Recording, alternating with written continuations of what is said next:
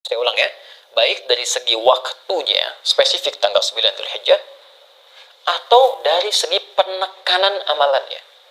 Ini mungkin kita bisa pahami nih, kan? Dengan tidak lebih sulit dibandingkan dengan yang pertama nih, memahami setahun yang akan datang itu bagaimana. Dan ini nggak mungkin bisa dilakukan kalau nggak ada persiapan dari sebelumnya. Tapi kadang-kadang yang lebih utama dari faktor dalam ketidakmampuan mengendalikan nafsu dengan baik.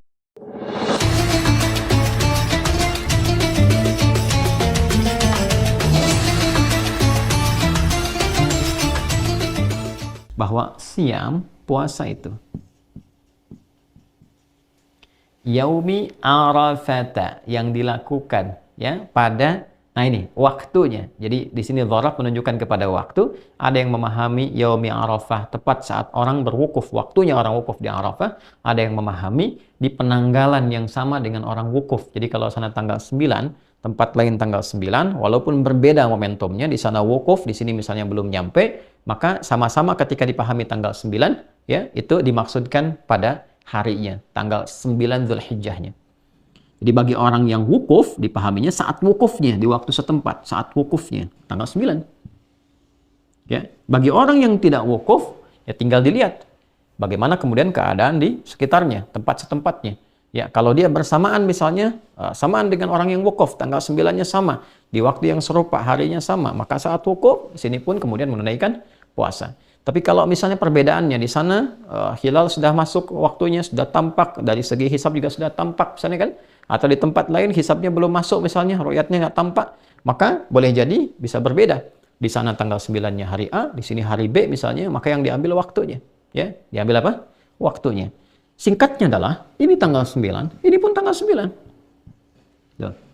Di puasa yang ditunaikan, pada tanggal 9 Dzulhijjah itu, di saat orang-orang yang wukuf di Arafah, siyamu yaumi Arafah, di hari orang-orang saat wukuf di Arafah. Ya kan?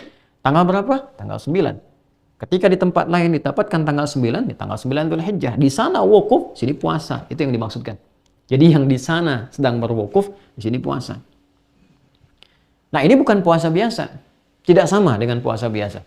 Ya, puasa-puasa baik dari segi waktunya pun dari segi penekanan amalannya. Saya ulang ya, baik dari segi waktunya, spesifik tanggal 9 Dzulhijjah, atau dari segi penekanan amalannya. Baik ya?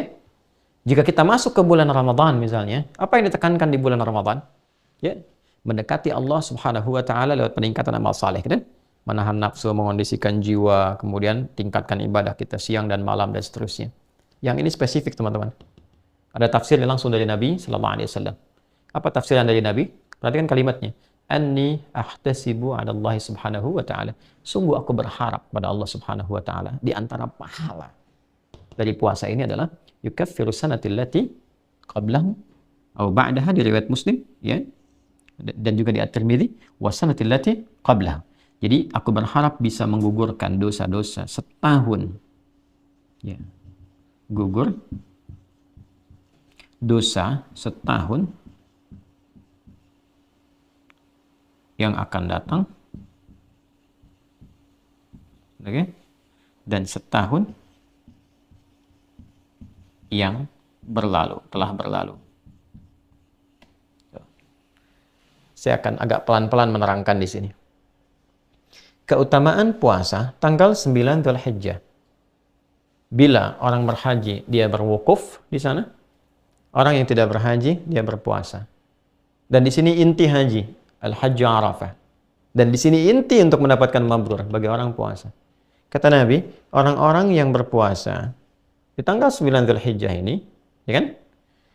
Aku sangat berharap kepada Allah untuk memberikan pahalanya, keutamaannya, ya kan? Selain pahala yang Allah berikan berupa nilai-nilai kebaikan, keutamaannya apa? Ya, yukaffiru sanatil lati ba'daha wa sanatil lati qablaha. Atau kama qala Rasulullah sallallahu alaihi wasallam, bisa menggugurkan, menghapuskan dosa-dosa setahun yang akan datang. Nah, ini bagaimana memahaminya nih? Ya? Dan setahun yang berlalu. Ini mungkin kita bisa pahami nih. Kan? Dengan tidak lebih sulit dibandingkan dengan yang pertama nih, memahami setahun yang akan datang itu bagaimana. Nah, jangan keliru memahami bahwa kalau sudah puasa tanggal 9 Dzulhijjah itu bebas dari dosa setahun. Ini bahaya. Kan? Bahaya kalau pemahamannya begitu. Ntar orang korupsi dianggap biasa saja karena udah bebas dari dosa. Ya kan? Nyuri sendal bahkan di masjid dianggap biasa. Karena apa? Karena merasa sudah diampuni dosa. Bukan itu yang dimaksudkan. Yang dimaksudkan adalah, perhatikan baik-baik, orang yang puasa di tanggal 9, dia memusatkan amalan untuk introspeksi, muhasabah, seperti orang yang wukuf di Arafah. Ini kuncinya. Di saat orang wukuf di Arafah, dia mengenal dirinya, mengenal Allah Subhanahu wa taala, mengenal lingkungannya, memahami kenapa dia sebelumnya jauh dari Allah, mengoreksi diri, introspeksi dirinya, muhasabah. Makanya dia banyak bertobat, banyak istighfar kepada Allah Subhanahu wa taala, banyak berdoa, banyak memohon kebaikan. Nah, di saat yang sama ketika orang tidak berhaji, dia puasa. Di tanggal 9 ini, dia melakukan hal yang serupa dengan orang haji. Apa yang dia lakukan? Dia introspeksi diri. Dia bermuhasabah, dia merenung. Ya. Walaupun dia tidak wukuf seperti orang haji, ya, tapi di tempatnya saat dia menunaikan puasa itu dia mengoreksi dirinya, mengevaluasi dirinya. Apa perjalanan setahun ke belakang minimal yang bisa direview? Hubungan dia dengan Allah misalnya yang kurang, dia bermunajat, kurang mendekat kepada Allah, kurang rakaat dalam salat, tuntutan dunia banyak, tapi bekal akhirat sedikit. Kewajiban menunaikan perintah Allah tidak terlaksana dengan baik. Dia evaluasi, apa yang membuat kita selama ini jauh dari Allah? Apa yang menghambat saya menunaikan salat dengan baik? Bangun malam untuk dekat dengan Al-Quran. Apa yang menghambat itu semua? Introspeksi diri. Introspeksi. Dan ini nggak mungkin bisa dilakukan kalau nggak ada persiapan dari sebelumnya. Makanya tanggal 1 Dzulhijjah, 2 Dzulhijjah itu penting dibangun persiapan supaya tanggal 9 optimal. Karena penekanannya di sini. Penekanannya di sini. Jadi nggak mungkin orang tanggal 9 itu bisa puasa dengan baik. Kalau cuma nahan lapar dan haus bisa ya.